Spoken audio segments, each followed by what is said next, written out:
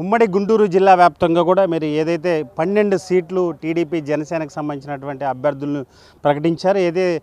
తాడేపల్లి సభ తర్వాత ఇదే మరి పల్నాడు జిల్లాకి రావటం మొదటిసారి. టీడీపీ అధినేత చంద్రబాబు సాయంత్రం సభలో పాల్గొంటారు. ప్రస్తుతం మనం సభా వేదిక పైన ఉన్నాం. మన విజువల్స్లో స్పష్టంగా చూసుకోవచ్చు. ఇదే వేదిక పైన టీడీపీ అధినేత చంద్రబాబు, అదేవిధంగా టీడీపీ శ్రేణులు, రాష్ట్ర స్థాయి శ్రేణులు కూడా ఈ సభలో కూర్చునే అవకాశం ఉంది. మొత్తం పూర్తిగా సభ సిద్ధమైంది. ఏదైతే నెల్లూరు సభ ముగించుకొని ఇక్కడికి హెలికాప్టర్లో గురిజాలకు చేరుకుంటాడు. ఏదైతే 7 నియోజకవర్గాలకు సంబంధించి పల్నాడు జిల్లాలో 7 నియోజకవర్గాలకు సంబంధించి కూడా ఇన్ఛార్జీలు ఇక్కడ చేరుకుంటారు. అదేవిధంగా రాష్ట్ర స్థాయి నేతలు కూడా పెద్ద ఎత్తున చేరుకుంటారు. మన విజువల్స్లో స్పష్టంగా చూసుకు పూర్తిగా కూడా గురిజాల పస్సు మహంగా మారింది. ఎక్కడ చూసినా కూడా టీడీపీ జెండాలు, అటు జనసేనకు సంబంధించినటువంటి జెండాలు, అదేవిధంగా పవన్ కళ్యాణ్, చంద్రబాబు ఫ్లెక్సీలతో కూడా కోలాహలంగా మారినటువంటి పరిస్థితి. దాదాపు ఈ సభకి 2 లక్షల మంది చేరుకుంటాడని ఇప్పటికే టీడీపీ శ్రేణులు ఒక అంచనా వేస్తున్నారు. ఏదైతే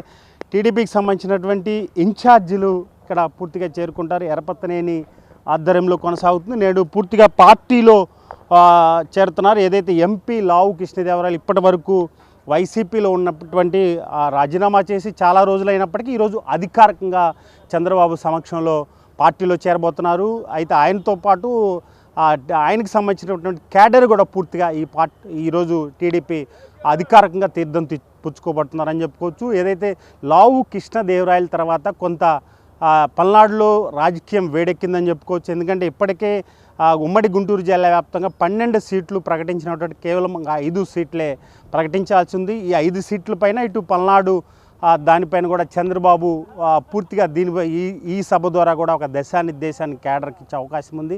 నిన్నటి వరకు అటు నర్సరావుపేటకు సంబంధించి ఇటు ఏదైతే ఎరపతనేని నర్సరావుపేట వెళ్తాడని వస్తున్నటువంటి వార్తలకి ఈరోజు చెక్ పెట్టే అవకాశం ఉంది. ఎందుకంటే ఇప్పటికే అరవింద్ బాబు పూర్తి స్థాయిలో 4.5 ఏళ్ల నుంచి కూడా పార్టీ కార్యకర్తలతో అండగా ఉంటూ పార్టీని కాపాడుతూ కష్టకాలంలో ఉన్నటువంటి నేపథ్యంలో అయితే దానిపైన కూడా ఈరోజు చంద్రబాబు ఈ సభలో ఒక దిశానిర్దేశం క్యాడర్కి ఇచ్చే అవకాశం ఉంది. ఏది ఏమైనా ఈరోజు సభ చంద్రబాబు రాకతో పెద్ద ఎత్తున కూడా కార్యకర్తలు, లక్షలాది మంది కార్యకర్తలు ఇప్పటికే చేరుకుంటున్నటువంటి పరిస్థితి. ఏదేమైనా పల్నాడులో పూర్తిగా చంద్రబాబు రాకతో టీడీపీలో కొంత జోష్ పెరిగిందని ఖచ్చితంగా చెప్పుకోవచ్చు.